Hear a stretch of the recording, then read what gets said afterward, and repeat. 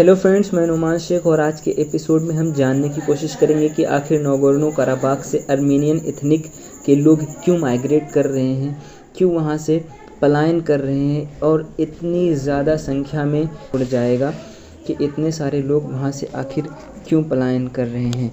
ये शुरू हुई 19 और 20 सितंबर की तारीख से 2023 के इस दिन अज़रबैजानी फोर्सेस ने नागोर्नो कराबाख के क्षेत्र में आक्रमण किया और यहाँ पर अपना फुल्ली कंट्रोल हासिल कर लिया।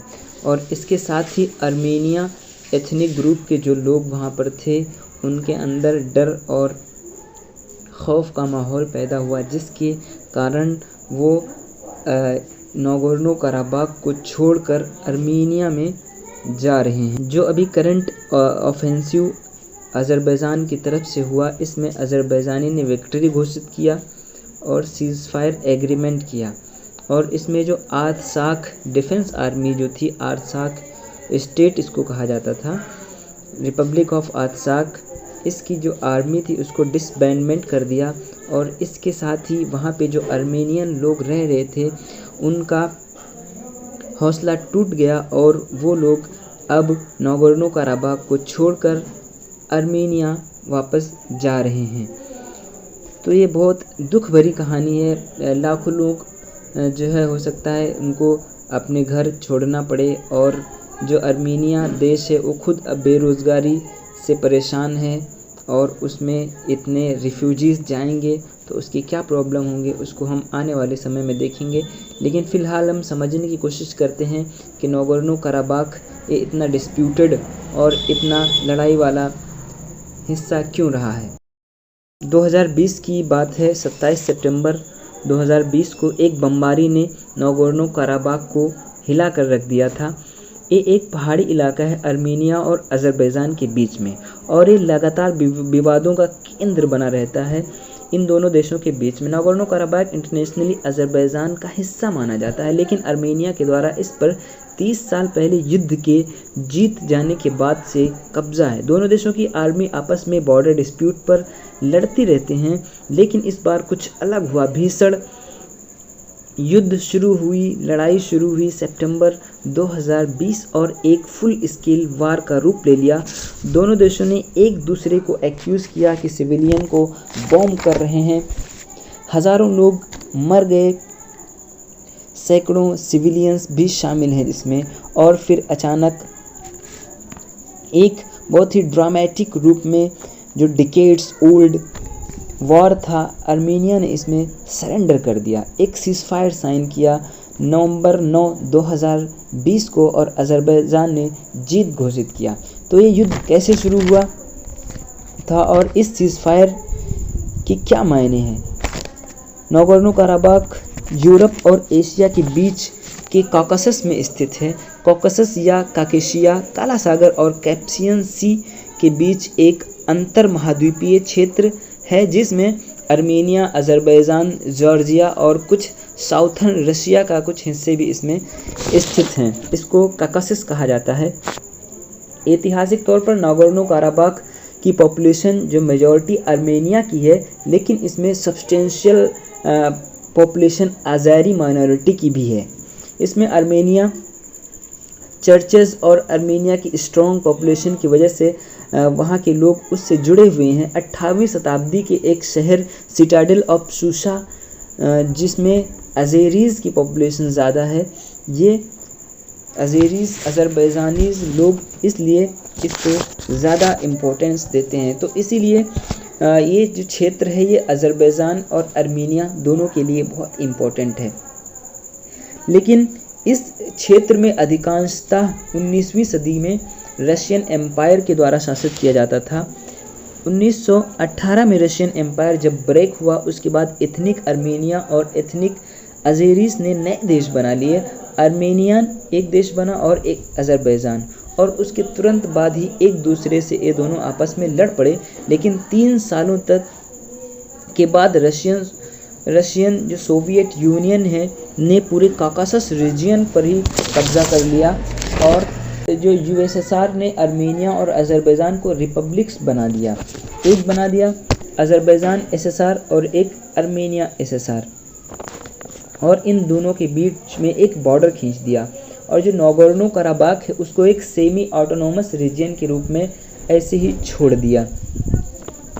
एथनिक अर्मेनियन जो थे वो अर्मेनिया नगोर्नो कराबाख को अर्मेनिया में ज्वाइन करने की मांग कर रहे थे, लेकिन उनकी बात को नहीं सुना गया। सोवियत यूनियन के टाइम पर उस टाइम पर उतनी डेमोक्रेसी नहीं थी और वो उतना ज़्यादा सुनता नहीं था। 1980 में सोवियत यूनियन ने अनाउंस किया ग्लेनोस्ट पॉलिसी। ग्लेनोस्ट पॉलिसी से लोगों को आज़ादी दिया गया, साथ ही साथ इसमें नफ़रत की भी आज़ादी मिल गई। 1988 में एथनिक अर्मेनिया ने नगोर्नो कराबाख में एक रेफरेंडम पास किया और उस रेफरेंडम में ये फैसला लिया गया कि जो नगोर्नो कराबाख है उसको अर्मेनिया में जोड़ दिया जाए। तो इसके लिए अर्मेनिया के अंदर इसके समर्थन में रैली होने लगी और अज़रबैजान के अंदर इसके खिलाफ प्रोटेस्ट होने लगे और इसके साथ ही वहाँ पर दंगे भड़क गए। और जैसे ही सोवियत यूनियन टूटा और अर्मेनिया और अज़रबैजान ने इंडिपेंडेंस घोषित कर दिया और झगड़ा अब एक वार का रूप ले चुका था। लगभग 20,000 लोग मारे गए और लगभग 10 लाख लोग अपना घर छोड़ने को मजबूर हुए थे। युद्ध चलता रहा 3 सालों तक और अर्मेनिया की फतेह हुई। 1994 में दोनों ने सीज़फायर एग्रीमेंट साइन किया, झगड़े को रोक दिया गया। अर्मेनिया ने अज़रबैजान के कई हिस्सों पर कब्जा कर लिया। नगोर्नो कराबाख जो कि अज़रबैजान का हिस्सा माना जाता था इंटरनेशनली, जबकि ये अपने आप को ऑटोनोमस डिक्लेयर कर चुका था, इस पर भी अर्मेनिया ने कब्जा कर लिया और इसकी वजह से सैकड़ों लोग जो अज़ेरीज थे वो उनको पलायन करना। इसके बाद एक डील रशिया के द्वारा कि इन दोनों की सुलह हो जाए, लेकिन ऐसा कुछ हुआ नहीं और रशिया को अपने ट्रूप्स वहाँ पर भेजने थे कि इस डील के ज़रिए मेरे कुछ ट्रूप्स वहाँ पर चले जाएं, मेरे कुछ इंटरेस्ट पूरे हो जाएं, लेकिन ऐसा हो नहीं पाया। तो फ्रांस और यूएस ने अगुवाई ले ली लेकिन परमानेंट सॉल्यूशन के लिए, लेकिन इससे कोई भी परमानेंट सॉल्यूशन निकल नहीं पाया। इसके बाद अर्मेनिया ने जो वहाँ पर अज़ेरीज के टाउन्स थे, अज़ेरीज नाम के थे, उनका नाम बदलने लगा और वहाँ पर डेमोग्राफिक यानी पॉपुलेशन का चेंज भी करने लगा। जहाँ पर अज़ेरीज की टाउन्स थी वहाँ पर अर्मेनियन एथनिक ग्रुप के लोगों को की आबादी बढ़ाकर वहाँ पर पॉपुलेशन भी चेंज करने लगा। और जब अर्मेनिया के नेता ऑफिशियली नगोर्नो कराबाख को अर्मेनिया में यूनिफाई करने की मांग कर रहे थे, उसी दौरान अज़रबैजान ने कम बैक करने का प्लान कर लिया था। 2008 और 2019 के बीच इसने लगभग $24 बिलियन अपने मिलिट्री पर खर्च कर दिए। अर्मेनिया से ये लगभग 6 गुना ज़्यादा था। ग्राउंड पर दोनों देश मिलिट्री प्रेजेंस मेंटेन कर रहे थे फ्रंट लाइन पर, वहाँ पर छिटपुट झगड़े हो रहे थे, लेकिन अज़रबैजान अपनी फुल मिलिट्री एक्सपेंडिचर करके पूरी तैयारी कर रहा था। 2016 में एक जंग लड़ी जो 4 दिनों तक चला। इसमें टर्की का बहुत रोल रहा। टर्की जो कि सीरिया के कुछ हिस्सों पर उसने 2019 में ही ऑफेंसिव करके अपना कब्जा कर लिया है। लीबिया के अंदर भी उसने अपने अकॉर्डिंग जो वहाँ पे रूल था उसको चेंज कर दिया है। तो टर्की का जो इसमें बहुत ही रोल रहा है। और टर्की की जो पॉपुलेशन है अज़ेरीज, वो आपस में एक भाईचारा रूप में माना जाता है, जिसकी वजह से टर्की को वहाँ पे एक सपोर्ट करने का बहुत अच्छा मौका मिला। यहाँ तक ये भी कहा जाता है कि अज़रबैजान और टर्की जो हैं एक देश 2 स्टेट्स के रूप में माने जाते हैं। अगस्त 2020 में दोनों ने जॉइंट मिलिट्री एक्सरसाइज भी किए थे। तो कुल मिलाकर टर्की का इसमें बहुत बड़ा रोल रहा है। और टर्की का आर्म सप्लाई अज़रबैजान में बहुत बढ़ गया था, जिसमें एडवांस ट्रूप्स भी शामिल थे। अज़रबैजान और टर्की प्री प्लान तरीके से ये युद्ध लड़ रहे थे। एक हफ्ते के भीतर अज़रबैजान सोल्जर्स ने लगभग 20 किलोमीटर आर्मेनियन सोल्जर्स को पीछे धकेल दिया और आर्मेनियन बॉर्डर्स के अंदर तक इनका कब्जा हो गया। और जो नागोर्नो कराबाख की जो मुख्य सिटी थी, सूसा सिटी, वहाँ पर इन्होंने कब्जा कर लिया, जो सिर्फ 15 किलोमीटर दूरी पर है वहाँ की राजधानी से।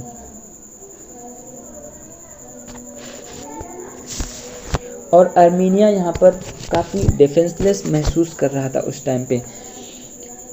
तब जाकर आर्मीनिया ने सरेंडर कर दिया और यहाँ से एक सीज़फायर का एग्रीमेंट हुआ, जिसमें जंग ख़त्म हुआ और नागोर्नो कराबाख पर कंट्रोल पूरी तरीके से बदल गया।